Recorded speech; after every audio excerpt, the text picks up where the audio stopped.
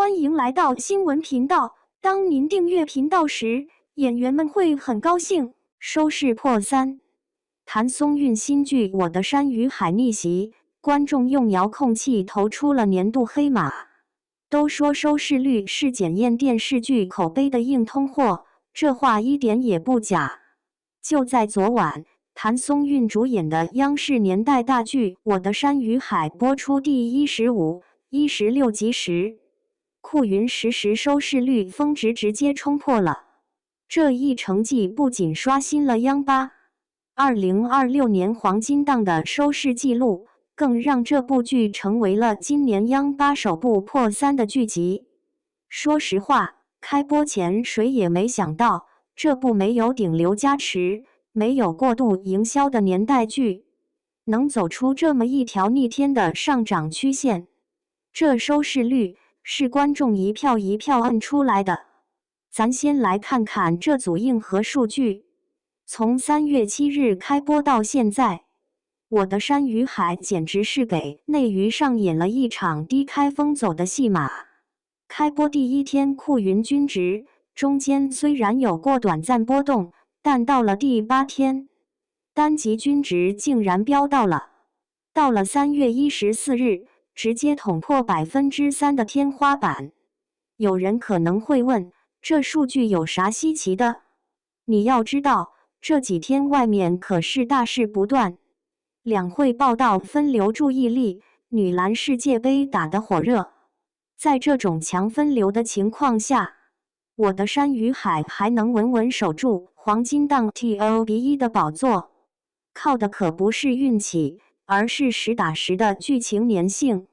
更牛的是，这部剧不仅线下能打，线上同样火爆，优酷热度破8179，灯塔单日播放量涨超200万。有人说这是粉丝刷出来的，我笑了，真当现在的观众这么好糊弄？能留住拿着遥控器的叔叔阿姨，还能抓住刷手机的年轻人，这才叫国民剧。谭松韵这次真把甜妹标签撕碎了。说起谭松韵，以前大家的第一反应可能是娃娃脸显年轻，适合演高中生。但在我的山与海里，她彻底颠覆了自己。为了演好方婉之这个从18岁跨度到50岁的角色，那种从流水线女工一路摸爬滚打，住集装箱、摆地摊亏本，被人羞辱却咬牙硬扛的韧劲，被她演活了。尤其是那双眼睛负债100万时的麻木空洞，面对渣男时的克制隐忍，看到养父时的愧疚闪躲，全是戏。央视直接发文认证她是撑起中国女性成长史诗的演员，这话分量可不轻。但真正让观众破防的是她和王劲松饰演的养父之间的无声父女情。剧中有一段特别戳人，方婉之因为连累养父，险些身败名裂，内心充满愧疚，整整3年喊不出一声爸。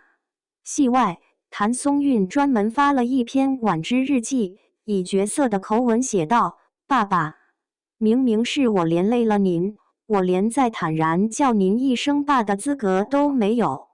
王劲松随后用剧中父亲的语气回应：父母在的地方就是家。这段戏里戏外的联动，直接把网友看哭了。不是爽剧，却能疏通你的乳腺。说实话，现在很多所谓的大女主剧，动不动就是金手指开挂，霸道总裁相助，看着爽，看完啥也不剩。我的山与海不一样，它讲的是70后女孩方婉之的故事。原本是副市长的千金，结果养母去世后身世曝光，才发现自己是弃婴，男友算计她，生父只想吸血，养父又误会她，一夜之间，亲情、爱情、身份全碎了。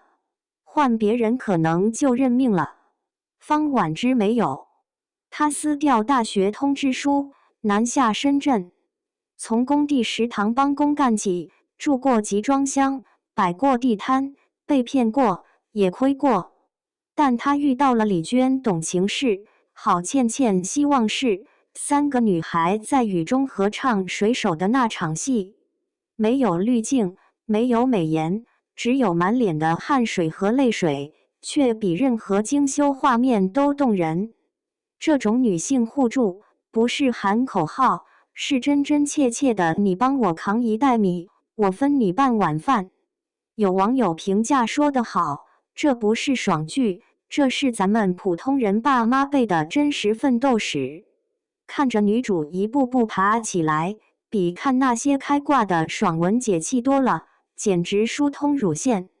争议与反击，观众用遥控器投票。当然，这部剧也不是没有争议。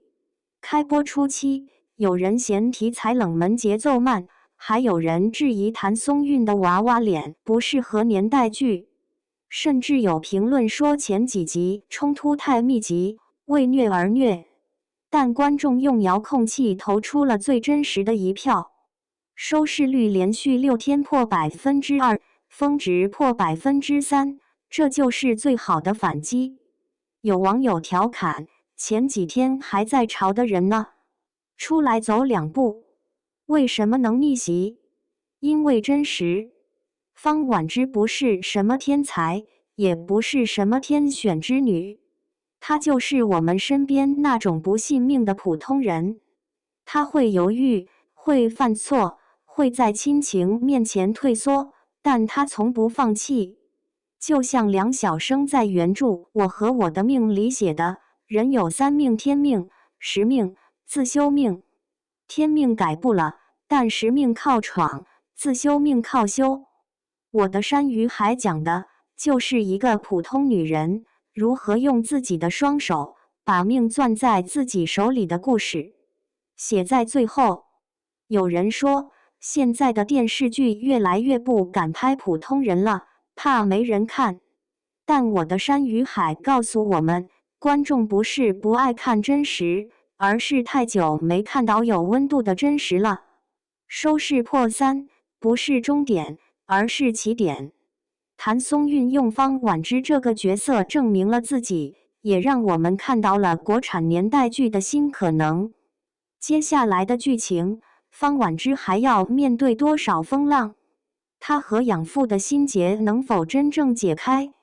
双引号，集装箱3姐妹能不能在商海杀出一条血路？